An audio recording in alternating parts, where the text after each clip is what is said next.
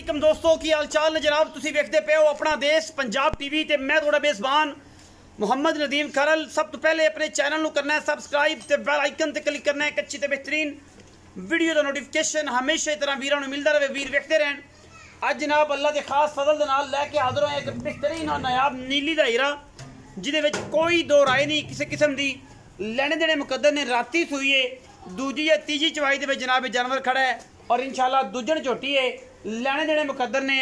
तीजी चवाई है, दूजी है, पहली है, सारी गल्लां मालिक दसेगा। बाकी कैमरे की निगाह दे विच झोटी की जात नस्ल पहले चेक करनी है। शाह काली अक इको रंग की मुश्कन मत्थे ते अलफ बनी हुई और जनाब सिर कतरी कतरी और किंगरी वाला बड़ा खूबसूरत नासा फीनियां झोटी दियां घरेलू पैर मजनू चेक करने ने। दूजन झोटी है और माशाल्लाह खासुल खास नीली का बेहतरीन और नायाब तोहफा है। अल्लाह के खास फजल नाल कोई कमी कुताई नहीं। 4 फुट चौड़ी है पिछों और जनाब अगों कट्टी है, पिछों मझ है और माशाल्लाह ये टाइम भी थोड़े सामने मझ का मैं और मेरा वीर कैमरामैन पूरी तसलियां मझ दियां करवा रहे हैं।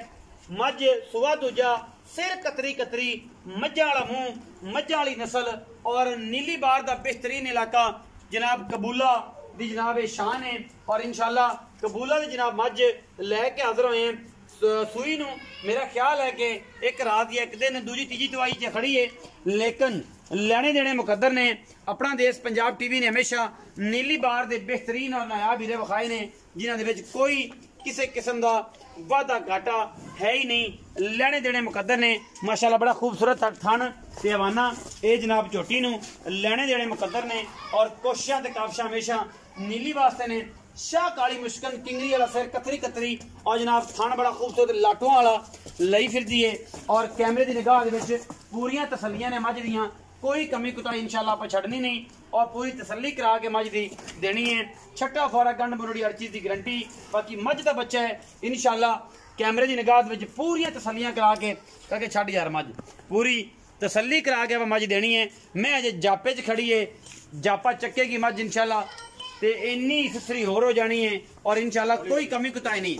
टाइम टू टाइम मझ चुकती है, कोई वाधा घाटा नहीं किसी किस्म का मझ दे विच और मझ पूरी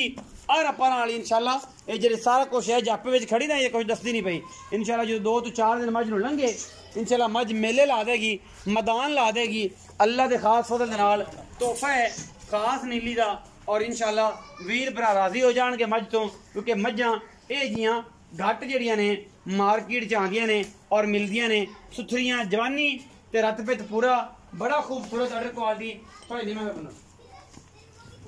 मुंह हमारे पीछे कट्टा हुई जी कट्टा है ए कट्टा है हां जी कैमरा में जरा कट्टा बखाए कट्टा उन दिनों माजन सी ए मजे कच्चे दे खोर कच्चे ने यार अब आप तसल्ली कर सकते हो एने फिर ए कामन है ना अजे पट्टे होए ने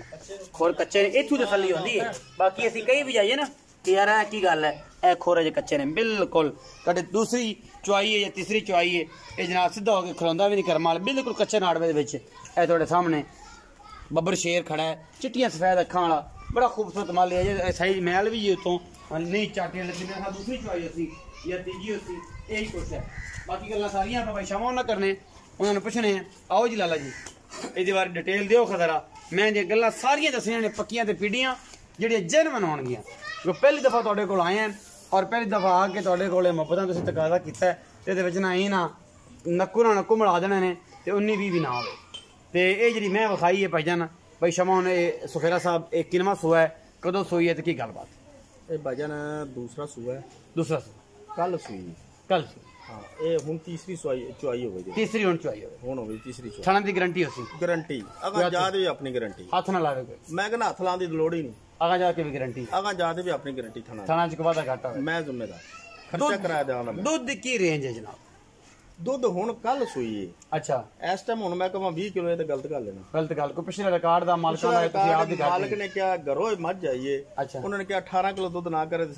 साड़ी वापस कर दे वापस कर हां ये पहलन सी हुण दूजा सुआ हुण दूजा सुआ हुण तुसी की आंदे हो कि मैं किन्ना क तोड़ा दिमाग है किन्ना तक मैं दुध कर जाएगी की अंदाजा कोई बरात सजना पट्टे पुट्टे पावे जा जनाब इंशाल्लाह अल्लाह खैर करे 20 किलो तो सौखा करे ए मैं इंशाल्लाह इंशाल्लाह अल्लाह दे इने तवक्को तो है उम्र लंघी माशाल्लाह मज्जी च अल्लाह खैर ते इदे तवक्को है कि 18 20 से 20 किलो 18 नहीं 20 किलो अच्छा 20 किलो आई वाट पे है पीछे कट्टा बच्चे आ कट्टा चुआई तीसरी ਸ਼ਮਨ ਆ ਤੀਸਰੀ ਚੁਆਈ ਅੱਛਾ ਸ਼ਮਨ ਬਈ ਕੀ ਮੁਹੱਬਤ ਪਿਆਰ ਵਾਲਾ ਮੁੱਲ ਹੈ ਵੇਖ ਲਓ ਜਿੰਨੇ ਦੀ ਹੈਗੀ ਪੱਕੀ ਜੀ ਗੱਲ ਨਹੀਂ ਅਸੀਂ ਕੀ ਕਰਨੀ ਹੈ ਐਵੇਂ ਹੁੰਦਾ ਤਾਂ ਅਸੀਂ ਆਪ ਨੂੰ ਦਿਨ ਕਹੀਂ ਕਰ ਲੈ ਤੁਹਾਡਾ ਮਾਲ ਤੁਸੀਂ ਦੱਸਣਾ ਹੈ ਕੋਈ ਵੀਰ ਭਰਾ ਨੇ ਪਸੰਦ ਆਈ ਤੇ ਲੈਣੀ ਮੰਗੇ ਲੈਣੀ ਹੈ ਨਾ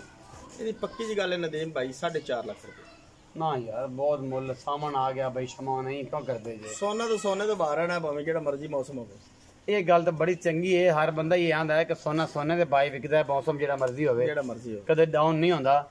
ਫਾਈਨਲ ਦੀ ਗੱਲ ਸੁਣਾਓ ਇੱਕੋ ਗੱਲ ਕਰੋ ਨਾ ਬੰਦੇ ਸੁਥਰੇ ਜੇ ਸੁੱਚਾ ਕੰਮ ਕਰਦੇ ਜੇ ਤੇ ਬਾਵਾ ਦਿਨਾਂ ਬਾਅਦ ਕੋਈ ਡੰਗਰ ਆਇਆ ਤੇ ਮਿਹਰਬਾਨੀ ਕੀਤੀ ਜੇ ਤੇ ਉਹ ਮੁਹੱਬਤ ਕਰੋ ਨਾ ਕੋਈ ਫਾਈਨਲ ਦੀ ਗੱਲ